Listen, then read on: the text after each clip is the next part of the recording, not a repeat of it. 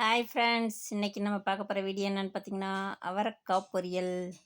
அவரைக்காய் வந்து நல்ல சத்து, நார் சத்து அதிகம் உள்ளது.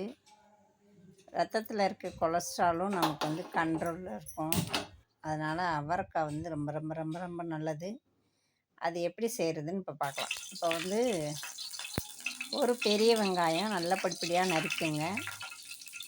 2 பட்டை வத்தல் எல்லாம் ரெடி பண்ணி வச்சுட்டு கடாய் அடுப்பில் வச்சுட்டு, கடாய் காஞ்ச உடனே எண்ணெயை ஊற்றிடுங்க.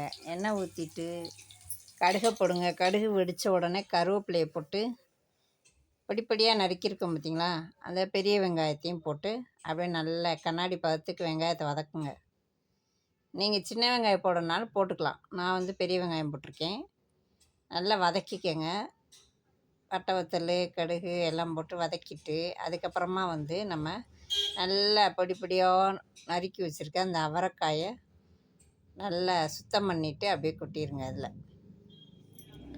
அதுக்கப்புறம் பார்த்திங்கன்னா 5-6 உப்பு வந்து உப்பு கல் போடலாம். ஏன்னா நம்ம தண்ணி ஊற்றுறோம். அதனால் வந்து கல் உப்பு 5-6 போட்டு நல்லா பெரட்டி விட்டுருங்க. நல்லா பெரட்டினதுக்கப்புறம் கொஞ்சமாக தண்ணி ஊற்றுங்க. ரொம்ப தண்ணி தேவைப்படாது. கொஞ்சமாக ஒரு 1/4 கிளாஸ்னு வச்சுக்கோங்க. தண்ணியை ஊற்றி மூடி வச்சுருங்க. மூடி வச்சுட்டு ஒரு 2 நிமிஷம் கழித்து எடுத்து பார்த்திங்கன்னா நல்லா வெந்திருக்கும். இந்த அளவுக்கு வேக்காடு இருந்தால் போதும். ஏன்னா நம்ம அடுத்து வந்து முட்டை ஊற்றி கிளற போகிறோம். ஒரு முட்டையை ஊற்றி அப்படியே நல்லா கிளறுங்க. முட்டை வந்து ஒரு 2 நிமிஷம் அப்படியே வச்சுருங்க. அப்போ தான் அந்த முட்டை வாடை இருக்காது. அதில் வந்து மிளகு பொடி போடுங்க. மிளகு பொடியும் போட்டு அப்படியே நல்லா கிளறுங்க.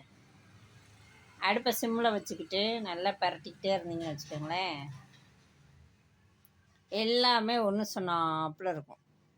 பிடிக்கவும் செய்யாது, அதே சமயத்தில் வேகாமே இருக்காது. நல்லா ஒன்று சொன்னாப்புல பெரட்டிக்கங்க. பெரட்டிட்டு, ஏன்னா தண்ணி கம்மியாக ஊற்றுறதுனால நல்லா பெரட்டிடணும், பிடிக்க விடக்கூடாது. கடைசி இறக்க போகும்போது மல்லி இலையை தூவி இறக்கிருங்க. அவ்வளோதான், அவரைக்காய் பொரியல் ரெடி.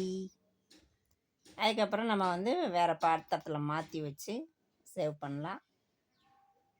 இது வந்து ரொம்ப ரொம்ப ரொம்ப சத்தானது. அவரைக்காய் வந்து செய்கிறதும் ரொம்ப சிம்பிள் தான். அதனால் நல்லா எல்லாருமே வச்சு இந்த அவரைக்காயை சாப்பிடுங்க. உடம்புக்கு ஆரோக்கியமானது. சரிங்களா மக்களே? ஓகே, வீடியோ பிடிச்சிருந்தா லைக் பண்ணுங்கள், மறக்காமல் சப்ஸ்கிரைப் பண்ணுங்கள். மலர் ராஜா சேனலுக்கு சப்போர்ட் பண்ணுங்கள் மக்களே. வீடியோ பிடிச்சிருந்தா லைக் பண்ணுங்கள். பாய்.